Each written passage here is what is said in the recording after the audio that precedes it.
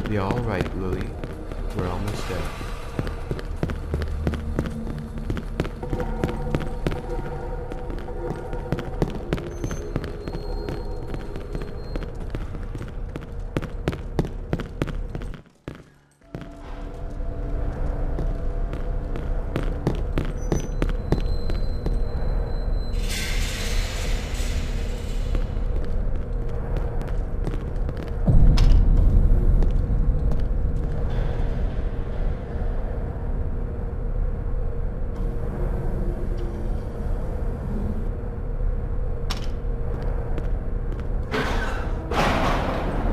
Hello there. My name is Terrence Mason. I'm Chief of Security. You're safe here. Thank you so much. Thank you. We haven't eaten in days, and she hasn't slept at all. She needs a meal and some rest. Don't worry. We'll take care of her. What about you? How are you? I'm fine. I'm fine. Just please, take care of her, will you? We will. Good job, Jake. You just saved those people's lives. Alright, Jake, follow me. I've got something to show you.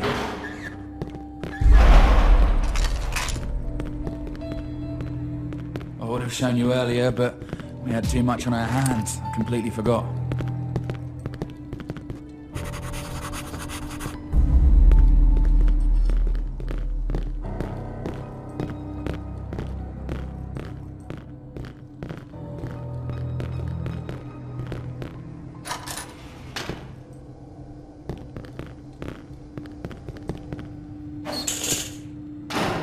There you go, the Armory. There's not many weapons left, nor that much ammunition, but it should be enough to hold this place until we decide to relocate.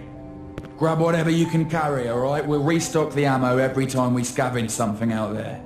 Takeo is going to take care of that.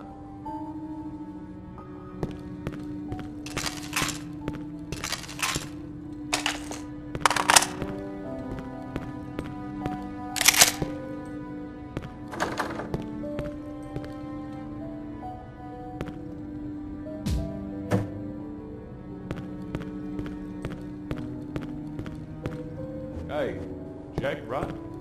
I wanted to thank you for your help. Eric is a little too proud to admit it, but you guys basically rescued us down there. Alright, look. Maybe there's more survivors on this floor.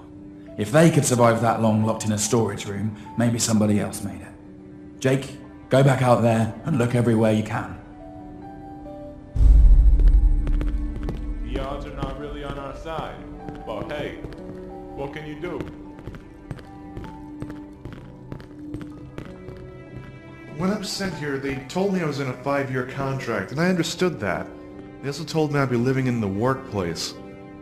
But I had no idea it was a freaking bunker. This really wasn't explained to me. Really? You dumped your wife over the phone? That's pretty low, Matthew. You don't know her. She had this grasp. She just had this way of making you feel guilty about anything never let you go she didn't want. I didn't love her. I never did. But I did care for her. And I never wanted to hurt her. So to avoid hurting her, I never faced her. I just left her. You were not man enough to end it. That's not it. I was afraid of her. Afraid of what? What could she do? She would have killed me. I don't think she would have, man. Even if she said so once, man. It's just all talk. She never threatened me. On the contrary.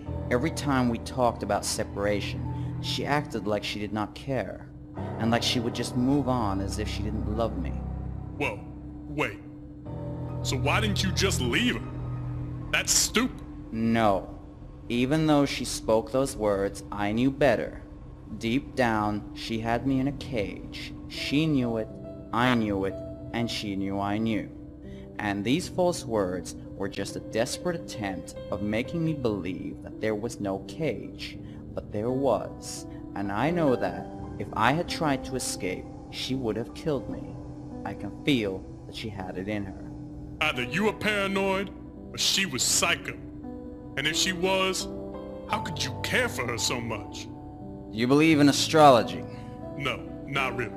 Neither do I.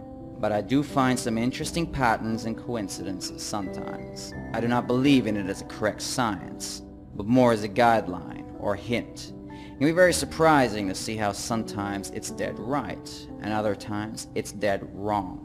Why are you telling me this?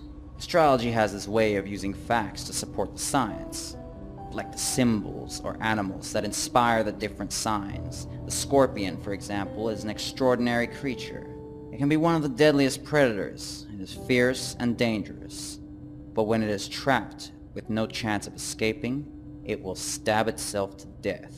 Huh? How does a fearful and dangerous predator become suicidal when trapped? It's in its nature. But the interesting fact is how the Scorpio sign can sometimes fit its symbol. On the bright side, they are talented, loyal, resourceful. But on the dark side, if they feel trapped, they can be quite self-destructive. And they will drag everyone and everything they love down with them. So, Rebecca was a Scorpion, huh? No, she was a Cancer.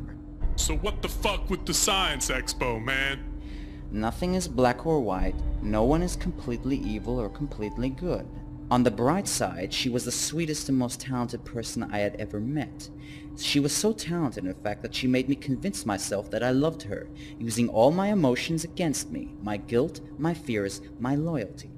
She used everything like on a chessboard, and just kept me right where she wanted me. It took me a long time to realize that. The worst thing is, I do keep a very happy memory of the years we spent together. Jesus, man. You think too much. Maybe it's all in your head. You thought about that? Well, I did the math. If that was the case, then she deserves better. But I do not regret leaving her. That's fucked up. What about what she wanted? Unfortunately, my dear friend, for a couple to work, it is required to have both persons to agree and to be on the same page. In the end, no matter the reason, as long as one is uncertain, the relationship is doomed. What an easy and cheap way of taking out all the responsibility. Think what you will. You can't judge what you don't know. Oh, I ain't judging. I'm just making my own opinion. And that's called judging. Well, I don't give a fuck what you think about, and I don't give a fuck if you give a fuck about what I think about. Well, what I just heard. You dumped your wife because you were insecure and unsure about your feelings. And you weren't even man enough to face her. In my opinion, that ain't right, man, and that's it. She deserved better. So you're saying it would have changed everything if I had told her to her face that I didn't love her? Not everything, but it would have made a difference. For her, at least. And for you. Don't tell me there ain't no part of you that doesn't feel guilty. Of course there is. But again, I did the math. I had a feeling she was unstable and would have done something drastic. And I think she would have been capable of trying to kill me. And even though I don't think she would have been able to, knowing that she would have tried, yeah, it would have made a difference. A big difference. Right. I'll go check on Junior.